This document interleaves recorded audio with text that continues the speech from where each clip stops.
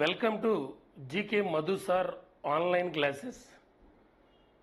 మనం ఈరోజు డిస్కషన్ చేయబోతున్న టాపిక్ కానిస్టేబుల్కు డిఎస్సికి ఉపయోగపడే విధంగా, ఇద్దరికి ఉపయోగపడే విధంగా గవర్నర్ జనరల్స్ అండ్ వాయిస్ రాయ్స్కి సంబంధించి క్వశ్చన్స్ డిస్కషన్ చేద్దాం. అందరికి ఆల్ కాంపిటేటివ్ ఎగ్జామ్స్కి ఉపయోగపడేది, అందరికీ ఎవరికైనా, తెలంగాణ, ఆంధ్ర అయినా, ఎనీ గ్రూప్ 1 నుంచి కానిస్టేబుల్ వరకు ఎనీ కాంపిటేటివ్ ఎగ్జామ్ కైనా ఉపయోగపడేది, అందరికీ ఉపయోగపడేది governor generals and viceroys. అందరూ కూడా వీడియోని లైక్ చేయండి, షేర్ చేయండి, కామెంట్ చేయండి, మన యూట్యూబ్ ఛానల్ సబ్స్క్రైబ్ చేసుకోండి. అలానే కానిస్టేబుల్ ఇప్పుడు ఏపీ మెయిన్స్కి సంబంధించి ఇండియన్ హిస్టరీ ఎంసీక్యూ అది ఎడిటింగ్ వర్క్ నడుస్తుంది, మీకు అప్లోడ్ అవుతాయి. ఈరోజు అప్లోడ్ నైట్ కానీ రేపు కానీ మీకు క్వశ్చన్స్ కూడా అప్లోడ్ అవుతున్నాయి. కరెంట్ అఫైర్స్ కూడా ఇంకా మే 5 వరకు యాడ్ అవుతూనే ఉంటాయి. ఓకేనా, రైట్.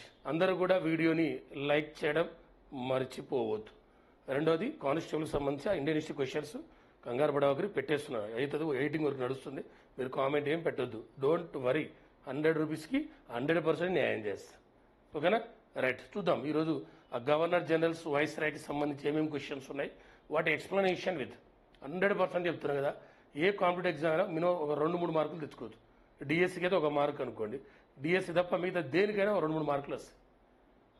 Okay, right. డిఎస్సి అయితే 1 మార్క్ వచ్చే అవకాశం ఉంటుంది.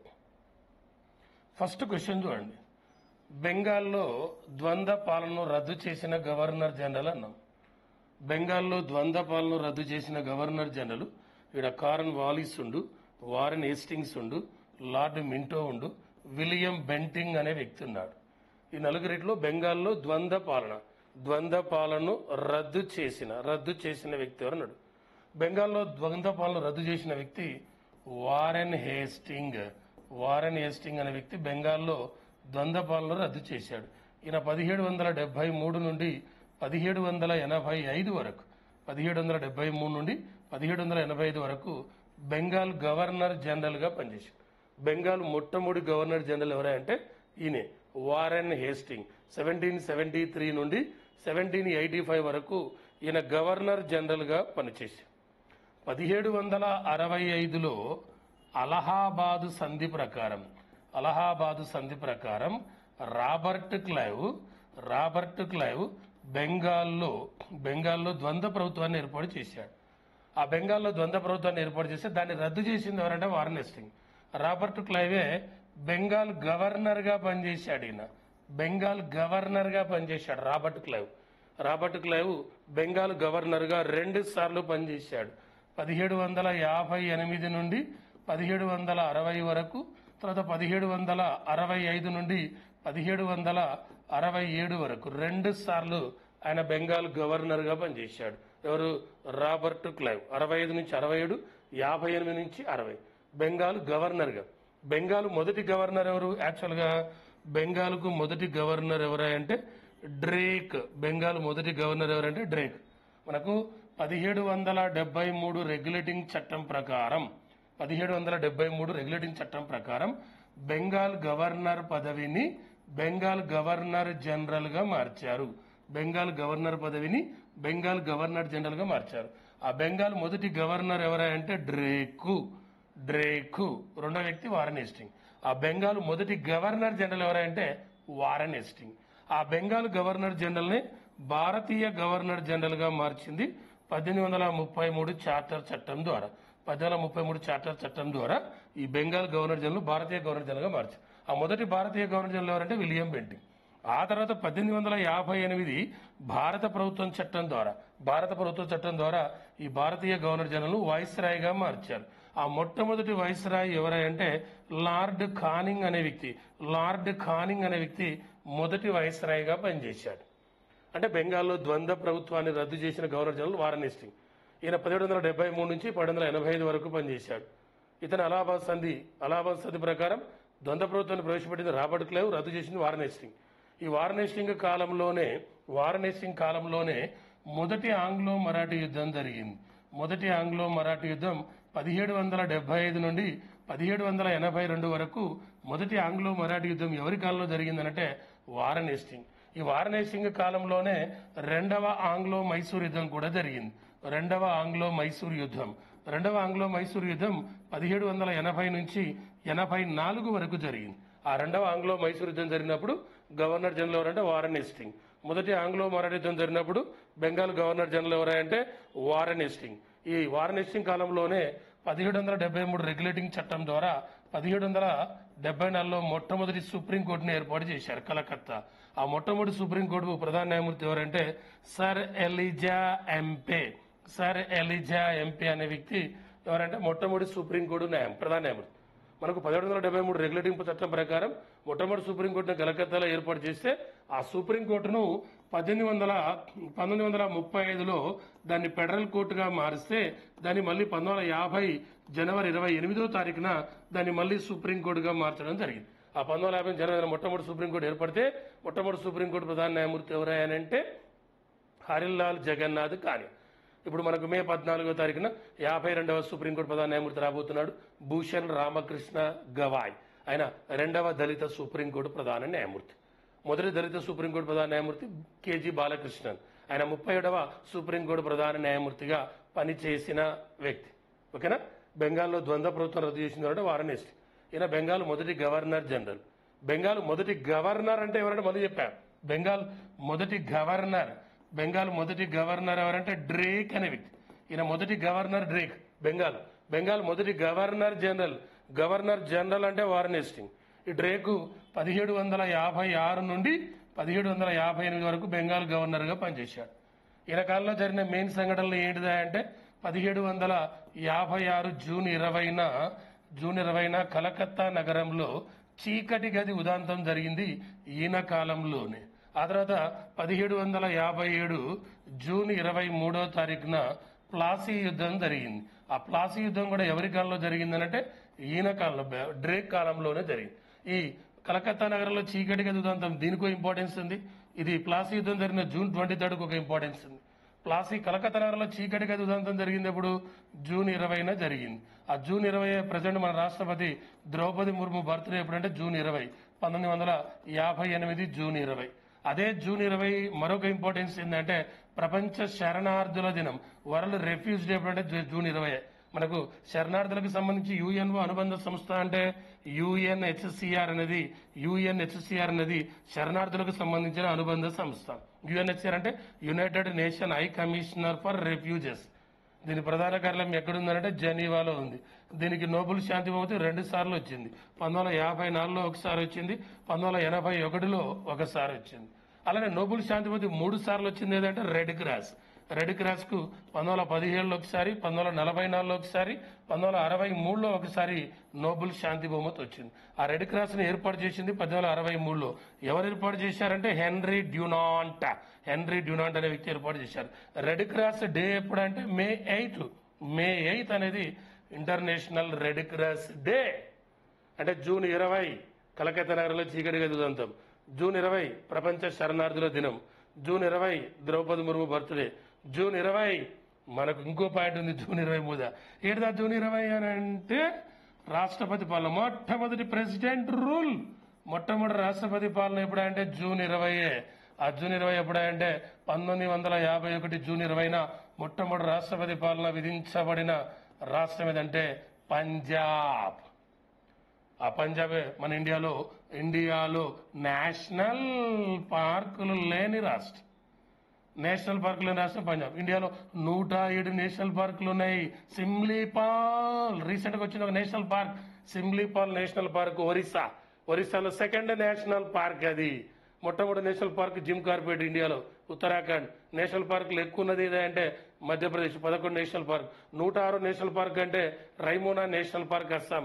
ఏపీలో ఎన్ని నేషనల్ పార్కులు ఉన్నాయంటే 3 నేషనల్ పార్కులు ఉన్నాయి. ఆ తెలంగాణలో ఎన్ని ఉన్నాయంటే 3 ఉన్నాయి. ఆంధ్రప్రదేశ్లో 3 నేషనల్ పార్కులు ఉన్నాయి. మొత్తం నేషనల్ పార్కులు 107. ఆ పంజాబ్లో నేషనల్ పార్కులు లేవు. అదే రాష్ట్రపతి పాలన విధించబడిన మొట్టమొదటి రాష్ట్రం పంజాబ్ 1951 జూన్ 20. మన ఇండియాలో ఇప్పటివరకు రాష్ట్రపతి పాలన 134 సార్లు రాష్ట్రపతి పాలన విధించారు. ఆ 134సారి ఎక్కడ అంటే మణిపూర్లో రాష్ట్రపతి పాలన 11 సార్లు. ఎక్కువ సార్లు రాష్ట్రపతి పాలన మణిపూరే 11 సార్లు. రాష్ట్రపతి పాలన 356 ఆర్టికల్ ప్రకారం విధిస్తారు. ఆంధ్ర రాష్ట్రంలో రాష్ట్రపతి పాలన 1954లో, ఆంధ్రప్రదేశ్లో రాష్ట్రపతి పాలన 1973లో ఒకసారి, 2014లో ఒకటి. ఇప్పటి వరకు ఇండియాలో రెండు రాష్ట్రాల్లో రాష్ట్రపతి పాలన విధించలేదు. ఒకటి తెలంగాణ, రెండు ఛత్తీస్గఢ్. ఈ రెండు రాష్ట్రాల్లోనే రాష్ట్రపతి పాలన విధించబడలేదు. చూడండి, ఒక్క క్వశ్చన్ పట్టుకొని ఇంత geography, history, polity, current affairs like చెయ్యరు, కామెంట్ చెయ్యరు. బాబాయ్ అంటే మా బాబాయ్ గాడే కదా, వాడేం అదే సర్లే. కానీ టైం మీది, బాబాయ్ది కాదు కానీ. క్రిస్టియన్ వైస్రాయ్గా ప్రసిద్ధి చెందినవాడు ఎవడు? క్వశ్చన్ ఇందులో క్రిస్టియన్ వైస్రాయ్గా. క్రిస్టియన్ వైస్రాయ్గా ఇక్కడ నలుగురు పేర్లు ఉన్నాయి. అందులో క్రిస్టియన్ వైస్రాయ్గా పేరు పొందిన ఎవరంటే లార్డ్ ఇర్విన్. లార్డ్ ఇర్విన్ అనే వ్యక్తిని క్రిస్టియన్ వైస్రాయ్గా పిలుస్తారు. లార్డ్ ఇర్విన్ క్రిస్టియన్ వైస్రాయ్గా పిలుస్తారు. ఈయన 1926 నుండి 1931 వరకు వైస్రాయ్గా పనిచేశాడు. 1926 నుంచి 1931 వరకు వైస్రాయ్గా పనిచేశాడు. ఈయన కాలంలో జరిగిన సంఘటనలు అంటే ఒకటి 1920లో సైమన్ కమిషన్ ఏర్పాటు చేసినప్పుడు ఈయనే. అదే సైమన్ కమిషన్ ఇండియాకు వచ్చింది 1928 ఫిబ్రవరి 3న. సైమన్ కమిషన్ ఫస్ట్ టైం ముంబైకి వచ్చినప్పుడు ఈయన కూడా అప్పుడు వైస్రాయ్ ఈయనే. అలానే 1928లో ఆల్ ఇండియా యూత్ కాంగ్రెస్ ఏర్పాటు చేశారు. ఆల్ ఇండియా యూత్ కాంగ్రెస్ మొదటి అధ్యక్షుడు జవహర్లాల్ నెహ్రూ. ఈయన కాలంలో జరిగిన సంఘటనే. అలానే 1929లో ఐఎన్సీ సమావేశం లాహోర్లో జరిగింది. 29లో లాహోర్లో జరిగితే జవహర్లాల్ నెహ్రూ అధ్యక్షత వహించారు. అలానే 1930 నుండి మార్చి 12 నుండి ఏప్రిల్ 6 వరకు దండి సత్యాగ్రహం జరిగింది. ఆ దండి సత్యాగ్రహం జరిగినప్పుడు వైస్రాయ్గా పనిచేస్తున్న వ్యక్తి అంటే లార్డ్ ఇర్విన్. ఆ ఇర్విన్కు గాంధీకి మధ్య 1931 మార్చి 5వ తారీఖున 1931 మార్చి 5న ఇర్విన్ ఒప్పందం జరిగింది. ఈ సంఘటనలు జరిగినప్పుడు వైస్రాయ్గా ఉన్న వ్యక్తి ఎవరంటే లార్డ్ ఇర్విన్ అనే వ్యక్తి వైస్రాయ్గా పనిచేస్తున్నాడు. మొదటి రౌండ్ టేబుల్ సమావేశం జరిగినప్పుడు ఈయనే. ఫస్ట్ రౌండ్ టేబుల్ జరిగినప్పుడు ఈయనే. రెండో రౌండ్ టేబుల్ అప్పుడు వెల్లింగ్టన్ ఉంటాడు.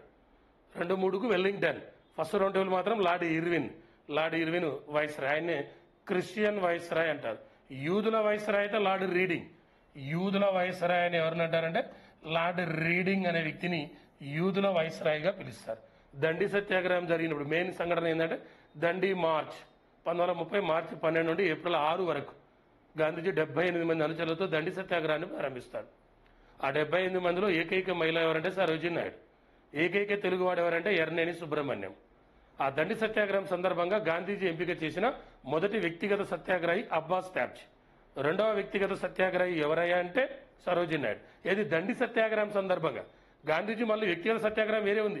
పత్రికా స్వేచ్ఛను కోరుతూ 1940 అక్టోబర్ 17న మహారాష్ట్రలోని వార్దా జిల్లాలోని పల్లనాడ్ అనే గ్రామంలో వ్యక్తిగత సత్యాగ్రహాన్ని ప్రారంభించాడు. ఆయన ఎంపిక చేసిన మొదటి వ్యక్తిగత సత్యాగ్రహి ఆచార్య వినోబావే. రెండో వ్యక్తి జవహర్లాల్ నెహ్రూ. మూడో వ్యక్తి బ్రహ్మదత్. అది వేరు. ఇదేమో దండి సత్యాగ్రహం సందర్భం. అందులో ఏకైక మహిళ అంటే సరోజిని నాయుడు ఐఎన్సీకి ప్రెసిడెంట్ అయింది 1925లో. అప్పుడు మీటింగ్ ఎక్కడంటే కాన్పూర్. ఆమె మన ఇండియాలో మొదటి మహిళా గవర్నర్. ఉత్తరప్రదేశ్కు పనిచేసింది. ఆమె ఒక కూతురే పద్మజా నాయుడు. ఆ పద్మజా నాయుడు ఇండియాలో 2వ మహిళా గవర్నర్, వెస్ట్ బెంగాల్ చేసింది. 3వ మహిళా గవర్నర్ విజయలక్ష్మి పండిట్ మహారాష్ట్ర గవర్నర్గా పనిచేసింది. ఆ విజయలక్ష్మి పండిటే యుఎన్ఓ సాధారణ సభకు అధ్యక్షురాలైన మొదటి మహిళ. 1953లో 8వ సాధారణ సభకు అధ్యక్షత వహించింది. ఇప్పుడున్న సాధారణ సభ యుఎన్ఓ సాధారణ సభ ఎన్నోది 79. ఆ 79 దానికి అధ్యక్షుడు ఎవరు? పిలమోని యాంగ్. ఆ పిలమోని యాంగ్ ఏ దేశం? క్యామెరూన్ దేశానికి చెందిన వ్యక్తి. రైట్. ఇల్బర్ట్ బిల్లు వివాదం ఇతని కాలంలో వచ్చింది. ఇల్బర్ట్ బిల్లు ప్రకారం భారతదేశానికి సంబంధించిన న్యాయమూర్తులు బ్రిటిష్ వారిని విచారించే అధికారం కల్పించారు. లార్డ్ రిప్పన్ కాలంలో ఈ అవకాశం కల్పిస్తే ఈ బిల్లు వివాదాస్పదం కావడమైంది. భారతీయులు ఏంది బ్రిటిష్ వారిని విచారించడం ఏంటి అని వివాదాస్పదమైంది. అంటే లార్డ్ రిప్పన్ ఇల్బర్ట్ బిల్లుని ప్రవేశపెట్టాడు. ఇల్బర్ట్ బిల్లు ఏంటంటే భారతీయ న్యాయమూర్తులు బ్రిటిష్ వారిని విచారించే అధికారాన్ని కల్పించడంతో ఈ బిల్లు వివాదాస్పదంగా ఉంది. ఆ ఇల్బర్ట్ బిల్లు వచ్చినప్పుడు ఎవరు వైస్రాయ్ అంటే లార్డ్ రిప్పన్ వైస్రాయ్గా పనిచేస్తున్నాడు. ఈయన 1880 నుండి 1884 వరకు ఈయన వైస్రాయ్గా పనిచేశాడు. 1880 నుండి 84 వరకు లార్డ్ రిప్పన్ వైస్రాయ్గా పనిచేశాడు. ఈ లార్డ్ రిప్పన్ కాలంలో జరిగిన సంఘటనలో ఒక పాయింట్, ఇతను సివిల్ సర్వీస్ యొక్క వయో పరిమితిని 19 నుండి 21 సంవత్సరాలకు పెంచాడు. ఫస్ట్ పాయింట్, సివిల్ సర్వీస్ యొక్క వయో పరిమితిని 19 నుండి 21కి పెంచడం జరిగింది ఈ లార్డ్ రిప్పన్ కాలంలో. ఆ తర్వాత రెండో పాయింట్ ఏంటంటే ఇతను 1881లో ఫ్యాక్టరీ చట్టాన్ని ప్రవేశపెట్టాడు. ఫ్యాక్టరీ చట్టాన్ని ప్రవేశపెట్టాడు. అలానే ఈయన కాలంలోనే 1881లో మన ఇండియాలో ప్రతి 10 సంవత్సరాలకు ఒకసారి జనాభా లెక్కలు, ఇండియాలో 10 ఇయర్స్కి ఒకసారి జనాభా లెక్కలు స్టార్ట్ అయింది 1881లోనే. అప్పుడు వైస్రాయ్గా పనిచేస్తున్నారంటే లార్డ్ రిప్పన్. యాక్చువల్గా జనాభా లెక్కలు స్టార్ట్ అయింది 1872లో. అప్పుడు ఎవరంటే లార్డ్ మేయో, అప్పుడు వైస్రాయ్ లార్డ్ మేయో. కానీ 10 ఇయర్స్కి ఒకసారి జనాభా లెక్కలు ఎప్పుడంటే 1881. అప్పుడు వైస్రాయ్గా పనిచేస్తున్నవారంటే లార్డ్ రిప్పన్ వైస్రాయ్గా పనిచేస్తున్నాడు. అలానే ఈయన 1880లో ప్రాంతీయ భాషా పత్రికల చట్టాన్ని రద్దు చేశాడు. 1882లో ప్రాంతీయ భాషా పత్రికల చట్టాన్ని రద్దు చేశాడు. అలానే 1882లోనే స్థానిక సుపరిపాలన కూడా ఈయన 1882లో స్థానిక సుపరిపాలన కూడా ప్రవేశపెట్టాడు. అలానే ఇతను 1882లోనే మైసూర్ రాజ్యాన్ని తిరిగి వడయార్ కుటుంబానికి అప్పగించడం జరిగింది. అలానే 1883లోనే ఇల్బర్ట్ బిల్లు వివాదం వచ్చింది. 1883లోనే ఇల్బర్ట్ బిల్లు వివాదం రావడం జరిగింది. అలానే ఇతను విద్యాభివృద్ధికై హంటర్ కమిషన్ ఏర్పాటు చేశాడు. లార్డ్ రిప్పన్ కాలంలో విద్యాభివృద్ధికై నియమించబడిన కమిషన్ ఏదంటే హంటర్ కమిషన్. మనకు జలియన్ వాలాబాగ్ సంఘటనపై విచారించిన కూడా హంటర్ కమిషనే. ఇక్కడ రిప్పన్ కాలంలో విద్యాభివృద్ధిపై నియమించబడిన కమిషన్ ఏదంటే హంటర్ కమిషన్. ఇవి ఈయన కాలంలో జరిగిన సంఘటనలు. సివిల్ సర్వీస్ వయో పరిమితిని పెంచాడు, ఫ్యాక్టరీ చట్టాన్ని రూపొందించాడు, ప్రాంతీయ భాషా పత్రికల చట్టాన్ని రద్దు చేశాడు, జనాభా లెక్కలు 10 ఇయర్స్కి ఒకసారి స్టార్ట్ చేసింది ఈయన కాలంలోనే. అలానే ఇల్బర్ట్ బిల్లు వివాదం వచ్చింది ఇతని కాలంలోనే. అలానే మైసూర్ రాజ్యాన్ని తిరిగి వడయార్ కుటుంబానికి అప్పజెప్పింది కూడా ఇతని కాలంలోనే. మైసూర్ రాజ్యాన్ని తిరిగి వడయార్ కుటుంబానికి అప్పజెప్పింది కూడా ఇతనే. ఓకేనా, ఇదొక క్వశ్చన్. నెక్స్ట్ లైక్ చేయండి, వీడియోని లైక్ చేయండి. నెక్స్ట్ క్వశ్చన్, భారత జాతీయ కాంగ్రెస్ స్థాపించినప్పుడు గవర్నర్ జనరల్గా ఉన్న వ్యక్తి. భారత జాతీయ కాంగ్రెస్ స్థాపించినప్పుడు గవర్నర్ జనరల్గా ఉన్న వ్యక్తి ఎవరంటే లార్డ్ డఫ్రిన్ అనే వ్యక్తి వైస్రాయ్గా ఉన్నాడు. లార్డ్ డఫ్రిన్ అప్పుడు వైస్రాయ్గా పనిచేస్తున్నాడు. ఈయన 1884 నుండి 1888 వరకు ఈయన వైస్రాయ్గా పనిచేశాడు. Lord Dufferin. ఐఎన్సీ అంటే ఇండియన్ నేషనల్ కాంగ్రెస్. ఆ ఐఎన్సీ ఏర్పాటు చేసినప్పుడు వైస్రాయ్ లార్డ్ డఫ్రిన్. ఈయన పరిపాలన కాలం 84 నుంచి 88. ఐఎన్సీ ఏర్పాటు చేసింది ఏఓ హ్యూమ్ అనే వ్యక్తి. ఏఓ హ్యూమ్ ఏర్పాటు చేశాడు. ఆ ఏఓ హ్యూమ్ ఏర్పాటు చేసినప్పుడు దాని పేరు ఐఎన్యు, ఇండియన్ నేషనల్ యూనియన్. ఆ ఐఎన్యుకి ఐఎన్సీ అనే పేరు పెట్టింది ఎవరంటే దాదాబాయ్ నౌరోజీ. ఐఎన్యు ఏర్పాటు చేసింది ఏఓ హ్యూమ్. ఆ ఐఎన్యుకి ఐఎన్సీని పేరు పెట్టింది దాదాబాయ్ నౌరోజీ. ఐఎన్సీకి 3 సార్లు అధ్యక్షత వహించాడు. 1886 కలకత్తా సమావేశం, 1893 లాహోర్ సమావేశం, 1906 కలకత్తా సమావేశానికి అధ్యక్షత వహించడం జరిగింది. ఓకే, ఐఎన్సీ ఏర్పాటు చేసింది 1885లో ఏర్పాటు చేశారు. ఐఎన్సీ ఫస్ట్ మీటింగ్ ఎక్కడ జరిగింది? ముంబైలో జరిగింది. అధ్యక్షత వహించింది ఎవరు? డబ్ల్యూసి బెనర్జీ. ఆ మొదటి సమావేశానికి హాజరైన సభ్యుల సంఖ్య ఎంత అంటే 72 మంది సభ్యులు హాజరు కావడం జరిగింది. 72 మంది సభ్యులు. ఆ 72 మనకి ఇప్పుడు రీసెంట్గా కరెంట్ అఫైర్స్ బిట్ అది 72 అనేది కరెంట్ అఫైర్స్ బిట్. ఏం సార్ 72 కరెంట్ అఫైర్స్ అయిందనట. 2025 మే 7వ తారీఖున హైదరాబాద్లో మిస్ వరల్డ్ పోటీలు జరగబోతున్నాయి. మే 7వ తారీఖు. ఆ మిస్ వరల్డ్ పోటీలు ఎన్నోదంటే 72వ మిస్ వరల్డ్ పోటీలే. హైదరాబాద్లో మిస్ వరల్డ్ పోటీలు జరుగుతున్నాయి. ఈసారి 72ది. మన ఇండియాలో జరగడం ఇది 3వసారి మిస్ వరల్డ్ పోటీలు. ఫస్ట్ 1996లో బెంగళూరులో జరిగినాయి. 2024లో ముంబైలో జరిగినాయి. మళ్ళీ ఇప్పుడు 25 హైదరాబాద్. 72వ మిస్ వరల్డ్ పోటీలు. ప్రజెంట్ మిస్ వరల్డ్ అంటే మిస్ వరల్డ్గా పనిచేస్తున్న క్రిస్టినా పిజ్కోవా మిస్ వరల్డ్, చెక్ రిపబ్లిక్ దేశం అది. మిస్ యూనివర్స్ అయితే విక్టోరియా కెజర్ తెల్వింగ్. ఈసారి మిస్ యూనివర్స్ పోటీలు ఎక్కడ జరగబోతున్నాయి? 2025లో 74 మిస్ యూనివర్స్ పోటీలు ఎక్కడ అంటే థాయిలాండ్లో జరగబోతున్నాయి. ఇండియా నుండి మిస్ యూనివర్స్ అయింది 3, ఇండియా నుంచి మిస్ వరల్డ్ అయింది 6 అయ్యారు. ఓకే, చూడండి, జియోగ్రఫీ, హిస్టరీ, కరెంట్ అఫైర్స్ అన్నీ మన క్లాస్ ఉంటే అదే ఫెచ్చింగ్. బ్రిటిష్ ఇండియా రాజధాని కలకత్తా నుండి న్యూఢిల్లీకి మార్చినప్పుడు గవర్నర్ జనరల్ ఫస్ట్ ఇన్సిడెంట్ ఏంది? కలకత్తా నుండి ఢిల్లీకి మార్చింది 1911. 1911లో ఉన్నప్పుడు వైస్రాయ్గా పనిచేస్తున్న వ్యక్తి ఎవరు? అనేది మన క్వశ్చన్. ఆ వైస్రాయ్గా పనిచేస్తున్న వ్యక్తి ఆర్డింజ్, 2వ ఆర్డింజ్ అనే వ్యక్తి. ఈయన 1910 నుండి 1916 వరకు 1910 వరకు వైస్రాయ్గా పనిచేశాడు. సెకండ్ ఆర్డింజ్ 1910 నుంచి 1916 వరకు వైస్రాయ్గా పనిచేశాడు. ఈయన కాలంలో జరిగిన సంఘటనలు అంటే ఒకటి 1911లో భారత రాజధాని కలకత్తా నుండి ఢిల్లీకి మార్చారు. ఈ 1911లోనే చైనా విప్లవం వచ్చింది, 1911లోనే. అలానే 1913లో గదర్ పార్టీని ఏర్పాటు చేశారు. గదర్ పార్టీని శాన్ ఫ్రాన్సిస్కో నగరంలో లాల్ హరిదయాల్ ఏర్పాటు చేశాడు. ఆ గదర్ పార్టీలో చేరిన ఏకైక ఆంధ్రుడు దర్శి చెంచయ్య. గదర్ అనగా విప్లవం అని అర్థం. ఆ గదర్ పార్టీ 1913లో ఏర్పాటు చేసినప్పుడు రెండవ ఆర్డీజే. అలానే 1914 జూలై 28న మొదటి ప్రపంచ యుద్ధం స్టార్ట్ అయింది. ఆ మొదటి ప్రపంచ యుద్ధం స్టార్ట్ అయినప్పుడు ఎవరంటే ఈయన రెండవ ఆర్డీజే. ఆ మొదటి ప్రపంచ యుద్ధంలో మరణించిన భారత సైనికుల జ్ఞాపకార్థం మనం ఢిల్లీలో ఇండియా గేట్ ను కూడా నిర్మించడం జరిగింది. ఢిల్లీలో ఇండియా గేట్, మొదటి ప్రపంచ యుద్ధంలో మరణించిన సైనికుల జ్ఞాపకార్థం ఢిల్లీలో ఇండియా గేట్ ను కూడా నిర్మించాం. ఆ 1914లో మొదటి ప్రపంచ యుద్ధం జరుగుతున్నప్పుడు స్టార్ట్ అయినప్పుడు ఈయన వైస్రాయ్. ఆ తర్వాత 1915 జనవరి 9న గాంధీజీ దక్షిణాఫ్రికా నుండి ఇండియాకు వచ్చినప్పుడు వైస్రాయ్గా ఉన్న వ్యక్తి రెండవ ఆర్డీజే. ఈయన కాలంలోనే బెంగాల్ విభజన రద్దయింది. బెంగాల్ విభజన రద్దయినప్పుడు వైస్రాయ్ అంటే 1911లో ఈయన. బెంగాల్ విభజన జరిగింది 1905లో. అప్పుడు ఎవరంటే లార్డ్ కర్జన్. బెంగాల్ విభజన జరిగినప్పుడు లార్డ్ కర్జన్. బెంగాల్ విభజన రద్దయినప్పుడు మాత్రం సెకండ్ ఆర్డీంజ్ వైస్రాయ్గా పనిచేస్తున్న వ్యక్తి. ఓకేనా, క్లియర్, ఇదొక పాయింట్. నెక్స్ట్, సతీసాగమన నిషేధాన్ని చేసిన గవర్నర్ జనరల్. సతీసాగమన నిషేధ చట్టం 1829 డిసెంబర్ 4వ తారీఖున సతీసాగమన నిషేధ చట్టం చేయబడింది. ఆ చేసినప్పుడు ఎవరంటే విలియం బెంటింగ్. సతీసాగమన నిషేధ చట్టాన్ని చేసింది ఎవరంటే విలియం బెంటింగ్. ఈయన 1828 నుండి 1835 వరకు ఈయన బెంగాల్ గవర్నర్ జనరల్గా చేశాడు. ఆ తర్వాత భారతీయ గవర్నర్ జనరల్ కూడా పనిచేశాడు.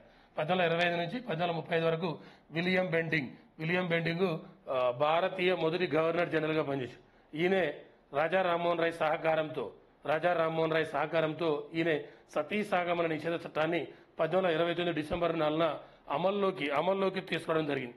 మనకు 1833 మొట్టమొదటి లా కమిషన్ ఏర్పడింది ఇతని కాలంలోనే. ఫస్ట్ లా కమిషన్ 1833లో ఏర్పడింది ఇతని కాలంలోనే. మనకు ఆఫ్టర్ ఇండిపెండెన్స్ మొట్టమొదటి లా కమిషన్ 1955లో ఫస్ట్ లా కమిషన్ ఏర్పడింది. మనకు రీసెంట్ గా 23వ లా కమిషన్ చైర్మన్ గా రాజస్థాన్ కి చెందిన దినేష్ మహేశ్వరి అనే వ్యక్తి రీసెంట్ గా మనకు 23వ లా కమిషన్ చైర్మన్ గా వచ్చాడు. 22వ లా కమిషన్ అంటే 22వ law commission chairman Rituraj Awasthi.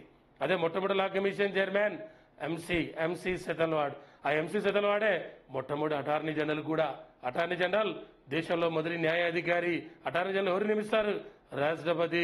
Attorney general ఏ ఆర్టికల్ ప్రకారం? 76 ఆర్టికల్. 76 అనగానే మొన్న 2025లో జరిగిన రిపబ్లిక్ డే వేడుకలు ఏంటంటే 76. ఆ 76 రిపబ్లిక్ డే వేడుకు చీఫ్ గెస్ట్ గా వచ్చింది ఇండోనేషియా అధ్యక్షుడు ప్రభావో సుబియాంటో వచ్చాడు 76వ రిపబ్లిక్ డే చీఫ్ గెస్ట్ గా.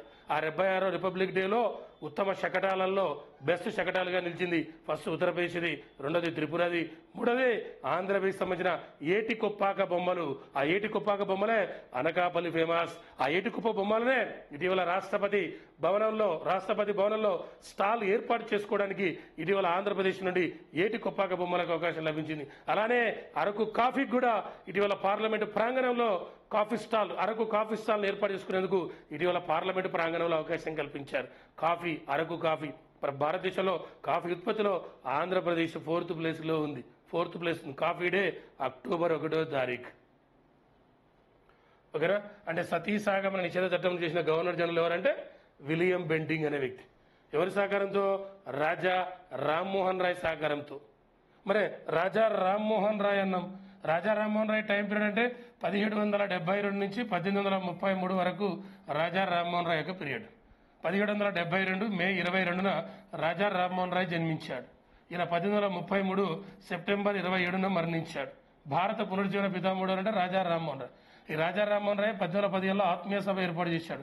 ఈ రాజా రామ్మోహన్ రాయ్ 1828లో బ్రహ్మ సమాజం ఏర్పాటు చేశాడు. ఈ రాజా రామ్మోహన్ రాయ్ సహకారంతోనే 1829 డిసెంబర్ 4న సతీసాగమన నిషేధ చట్టం అమల్లోకి వచ్చి ఆ రాజా రామ్మోహన్ రాయ్ ఏర్పాటు చేసిన పత్రికలు 1 సంవాద కౌముది, 2 మిరాత్ ఉల్ అక్బర్, 3ది బ్రాహ్మణ సేవది, 4ది బంగాదూత.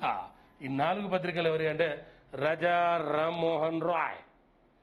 వీడియోని లైక్ చేయండి. ఇంత మంచి మ్యాటర్ ఇస్తున్నప్పుడు మన హిస్టరీకి సంబంధించి అప్లోడ్ అయితే ఇక టెన్షన్ పడవకండి, మంచిగా చదువుకోండి. వాటిని ప్రతి దాన్ని లింకు చేస్తూ చెప్పిన 100 రూపాయలకు ఎక్స్ట్రాడినరీ నాలెడ్జ్ హ్యాపీగా చదివేసుకోండి. కరెంట్ అఫైర్స్ కూడా హ్యాపీగా మంచిగా ప్రతి దాన్ని దేని దానికి డివైడ్ చేసేసాను. ఇంకొస్తూనే ఉంటే అయిపోయింది కాదు వీడియోలు. మీ ఓపిక మీరు చదువుతూనే ఉండండి, నేను పెడుతూనే ఉంటాను అలా వీడియోస్ అన్నీ పర్ఫెక్ట్. ప్రతి దానికి లింక్ చేసి చూస్తున్నారు మన లింక్. నెక్స్ట్, సైమన్ కమిషన్ భారతదేశాన్ని పర్యటించినప్పుడు భారతదేశ గవర్నర్ జనరల్గా ఇప్పుడే చెప్పుకున్నాం. సైమన్ కమిషన్ వచ్చినప్పుడు వైస్రాయ్గా పనిచేసిన వ్యక్తి మనం ఇప్పుడే చెప్పుకున్నాం. ఎవరు? Lord Irwin. ఇప్పుడే చెప్పుకున్నాం కదా సైమన్ కమిషన్ వచ్చినప్పుడు లార్డ్ ఇర్విన్. Okay, right.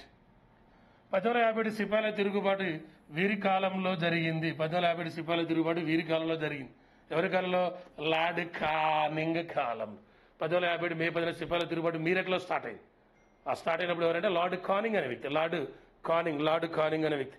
అంటే లార్డ్ కానింగ్కి సంబంధించి ఈయన 1857 నుండి 1862 వరకు వైస్రాయ్గా పనిచేశాడు. మొట్టమొదటి వైస్రాయ్ ఈయనే. 1857 నుండి 1862 వరకు. ఈయన కాలంలోనే జరిగిన ఇన్సిడెంట్ ఒకటి, 1857 మే 10 సిపాయిల తిరుగుబాటు జరిగింది. రెండో పాయింట్, ఈయన కాలంలోనే 1857లో 3 విశ్వవిద్యాలయాలు ఏర్పాటు చేశారు. కలకత్తా, మద్రాస్, బొంబాయి 3 విశ్వవిద్యాలయాలు ఏర్పాటు చేసింది ఈయన కాలంలోనే. 1858 భారత ప్రభుత్వ చట్టం ప్రకారం భారతీయ గవర్నర్ను వైస్రాయ్గా మార్చారు. ఈయన కాలంలోనే 1858 నవంబర్ 1న విక్టోరియా రాణి మహాప్రకటన రావడం జరిగింది. ఈయన కాలంలోనే 1859లో రాజ్య సంక్రమణ సిద్ధాంతాన్ని రద్దు చేసింది. 1859లో రాజ్య సంక్రమణ సిద్ధాంతాన్ని ప్రవేశపెట్టింది. 1848లో ప్రవేశపెడితే రాజ్య సంక్రమణ సిద్ధాంతాన్ని ఆక్రమించబడ్డ మొట్టమొదటి ప్రాంతం ఏదంటే సతారా. ఆ రాజ్య సంక్రమణ సిద్ధాంతాన్ని రద్దు చేసింది 1859లో. ఈయన కాలంలోనే ఈ 1859లోనే సివిల్ ప్రొసీజర్ కోడ్ వచ్చింది. 1859లో ఈయన ప్రవేశపెట్టాడు సివిల్ ప్రొసీజర్ కోడ్. అదే 1860లో ఇండియన్ పీనల్ కోడ్ను ప్రవేశపెట్టాడు. అలానే 1861లో క్రిమినల్ ప్రొసీజర్ కోడ్ను ప్రవేశపెట్టాడు లార్డ్ కానింగ్. 61లో క్రిమినల్ ప్రొసీజర్ కోడ్. ఈ 1861లోనే భారత శాసనసభల చట్టం ద్వారా పోర్ట్ఫోలియో విధానాన్ని ప్రవేశపెట్టాడు. ఇతనే బడ్జెట్ విధానాన్ని, ఆదాయ పన్ను విధానాన్ని ప్రవేశపెట్టింది ఎవరా అంటే లార్డ్ కానింగే. ఇలా చెబితే దీన్ని 24 hours నాన్ స్టాప్ కూడా చెప్పుకోవచ్చు. చదివేటప్పుడు ఇలా విఆఫ్ స్టైల్ ఇలా చదువుకోండి. మన యాప్ను ఫాలో కాండి. నేను తక్కువ ధరకే మీకు నేను అందుబాటులో ఉంటున్నాను. దానికి మీరు ఇంకా తగ్గించానని బాబాయిని ఇబ్బంది పెట్టవాక. ఓకేనా? వీడియోని మాత్రం కంపల్సరీ లైక్ చేయండి. మీకు హిస్టరీకి సంబంధించిన వీడియోలు వస్తాయి, కంగారు పడద్దు, మెసేజ్ ఏం పెట్టద్దు. అయితే ఈ నైట్ కానీ రేపు వచ్చేస్తాయి. అయిపోతే 18 జరుగుతుంది, అయిపోతుంది. డోంట్ వరీ, రేపు కన్ఫామ్గా వచ్చేస్తుంది. 18 జరుగుతుంది. కొంచెం కరెంట్ ఇష్యూస్ వల్ల అది అయిపోయిన తర్వాత ఇవాళ నైట్ అప్లోడ్ చేయాలి. ఓకేనా? రైట్. అందరూ మాత్రం వీడియోని లైక్ చేయండి, షేర్ చేయండి, కామెంట్ చేయండి. Okay, right. Thank you. జై హింద్.